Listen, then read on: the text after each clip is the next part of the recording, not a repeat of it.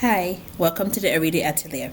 Today, I'm going to show you how to use Shopify Flow with customer segments to make sure that you are able to market to different segments of customers, make sure you can serve them differently depending on their needs, and save time so you don't have to do all this manually every time you think of a good idea for like a segment.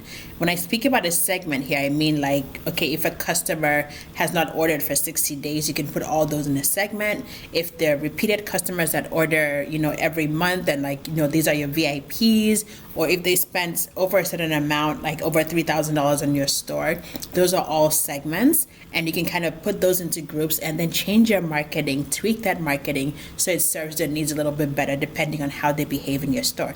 So let's get right into it.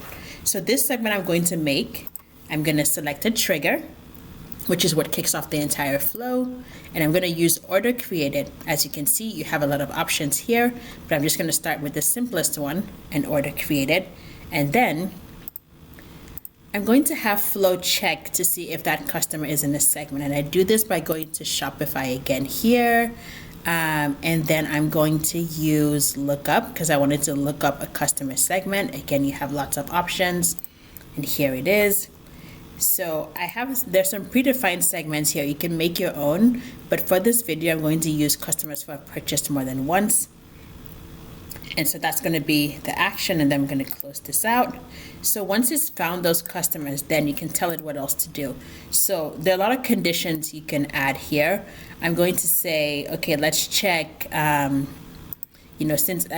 I'm going to have it look up and see if a customer is a member. I almost forgot that step, but let's see if a customer is a member of that segment.